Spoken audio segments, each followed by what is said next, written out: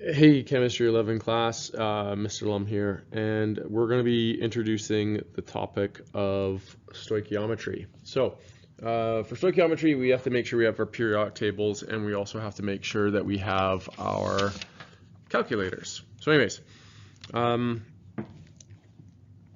first off, I have a chemical equation right here that's not balanced. So we're going to balance this chemical equation really quickly, just like that. Okay, now if you balanced it this way, great. If you balanced it where you have it's 1, 3.5, 2, and then 3, it'll also work. Okay, so the first thing is we have to incorporate a little bit of chapter 6 stuff, and so we have to balance a chemical reaction, and we have a combustion reaction right here. So we've now balanced it, and now we're going to ask some questions about this chemical reaction. So the first question we're going to say is that how many molecules of C2H6 react with oxygen, and how many molecules does it make? Okay, so we can say that for this one right here, there are 2 molecules. Oopsies. Let's try to bring out my pen here.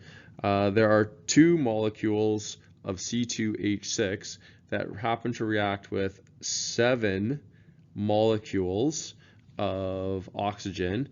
And how many molecules does it make? Well, it produces 4 CO2 and 6 water, H2O. Okay? And that's pretty much what it means. So the next question says, if there was 2 moles of C2H6, how many oxygen would it react with? Well, if there's 2 moles of C2H6, it would react with 7 moles of oxygen because of my balanced equation. This balance right here just means a ratio right here. Okay, so you can say it means 2 molecules, and that means 7 molecules, or you can say that it means 2 moles and 7 moles. Okay, so it's just a ratio. Kind of like if you're baking a cake and you decide to say, if something required 1 cup of sugar and 2 cups of flour, well, it could also require 1 teaspoon of sugar and 2 teaspoons of flour, right? It's just a ratio, a 1 to 2 ratio. And this happens just to be a 2 to 7 ratio. So a balanced equation is just like a giant ratio. Now, moving on to question number 3, if there was 1 mole of C2H6, how many moles of water would be made? Okay, so if there was 1 mole of C2H6, then how many water would be made? It'd be 3. It'd be 3 moles right there. Now, how would I figure that out mathematically? So I'm just kind of using some intuitive common sense to figure this out. But mathematically, let's figure this out. So imagine we have 1 mole of C2H6. Okay? Now, this balanced equation is just one very big ratio, or one very big conversion chart.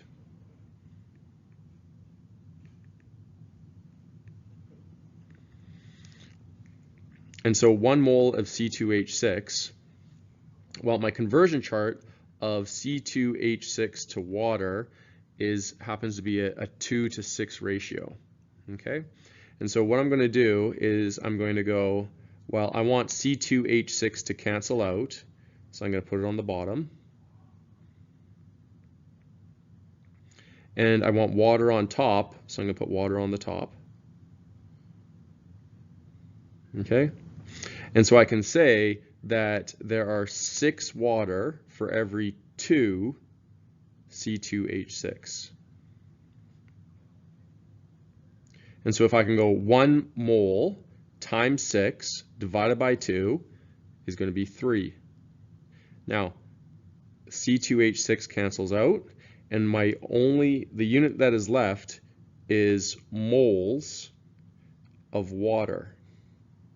So my answer is 3 moles of water, H2O. Okay? Now, let's imagine we get a question like this that says, if 25 grams of oxygen reacted, then how many grams of water was made?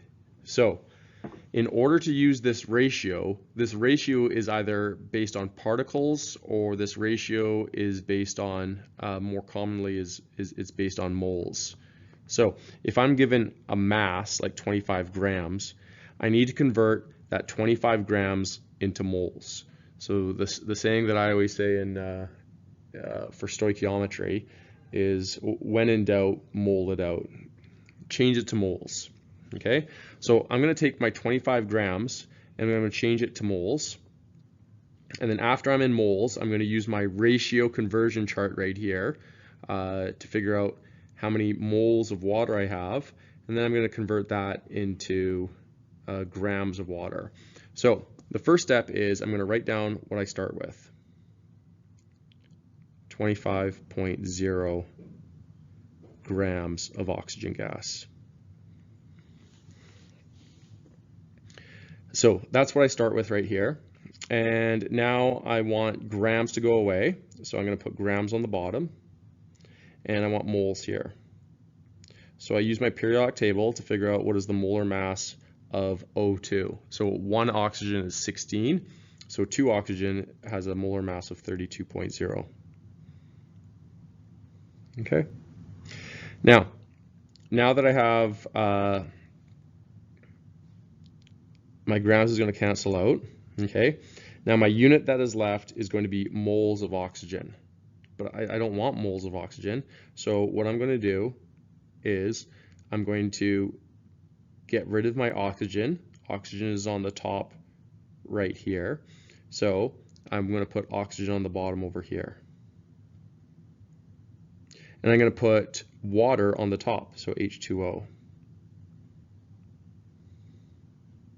Now I'm going to use my conversion chart and see I have 6 water, so 6 H2O, so I put the 6 next to the H2O. And I have 7 oxygen, so I put the 7 right there. Now what that does is that my oxygen is a unit and my oxygen has now canceled out. My grams have already canceled out. And so now after doing all of this, my unit that I have is moles of oxygen gas, or sorry, moles of water, H2O. Now, I don't want moles of water, I want grams of water. So I want that moles to cancel out. So if I want moles to cancel out, I'm putting moles on the bottom. So I want this moles right here to cancel out. And I want grams of water. So the molar mass of H2O is 18, 16 for the oxygen, and then 2 for the hydrogen. So 16 plus 2 is 18. Now what that does is that moles will now cancel with moles. And if you look at all of the things that have canceled and all the things that have not, the only things that have not canceled are grams of water. And that's what I want. I want grams of water. So when I plug into my calculator, I have to go 25 times 1 divided by 32 times 6 divided by 7 times 18. And I get 12.05. Or in other words, since it's 3 sig figs, 3 sig figs, 3 sig figs, it's going to round up to 12.1.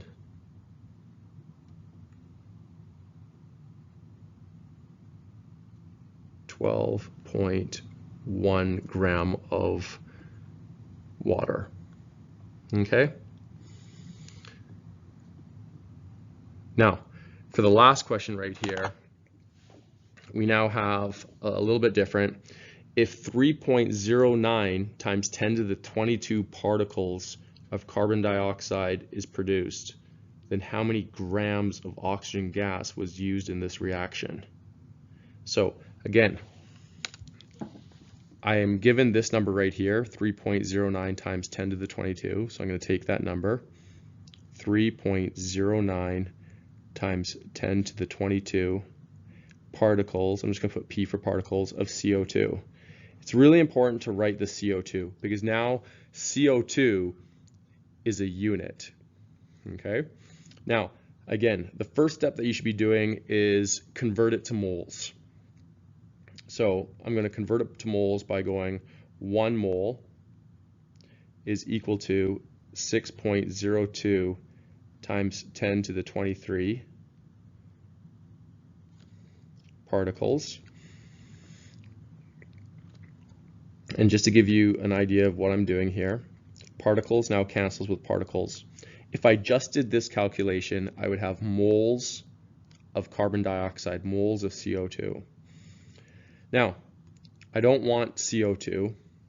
I want to talk about, and I want to find out what oxygen is. So I'm going to have to, I'm in moles, so I can now use my mole ratio and look at my balanced equation. So I'm going to use my mole ratio, and I'm going to go,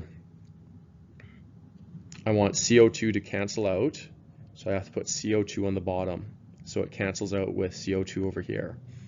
And I want oxygen on the top, because that's the unit that I want to find out. That's what the question says. What is oxygen? And oxygen is O2. I then use my mole ratio, or my balanced equation, and I see that it's a 7 to 4 ratio. So 7 is next to the oxygen, so I'm going to put 7 next to the oxygen right there. Okay? I then take that 4 and I put it next to the CO2. Now, after this step right here, CO2 is a unit, so it cancels with this CO2. Now, the only units that have not canceled are oxygen gas and moles. So if I did this calculation, I would have moles of oxygen gas. But I don't want moles of oxygen gas. I want grams of oxygen gas. So I want moles to cancel out, so I'm going to put moles on the bottom. And I know that 1 mole of oxygen gas is equal to 32.0 grams. It's not 16 because it's O2, so that means that it is 16 times 2, or 16 plus 16, which is 32. So again, if I cancel out my units, now moles cancels with moles. The only unit that did not cancel is grams of oxygen gas. Okay, so grams of O2. I'm then going to type that into my calculator, and make sure when you are dividing these things right here, you are using the EXP button or the scientific notation button when you're doing this. If you're putting in like times 10 to the power of 23, if you have to do it that way, make sure you enclose everything with brackets, or you're going to get a wrong answer. So I'm going to go anyways, 3.09 times 10 to the 22 divided by 6.02 times 10 to the 23 times 7 divided by 4 times 32. And I get 2.87. So it's 3 sig figs, 3 sig figs. This ratio right here has no significance. Those are exact values, so you do not count them. And this is 32.0 is 3 sig figs. So my answer is 2.87. 2.87 grams of oxygen gas. Okay, and that's my answer.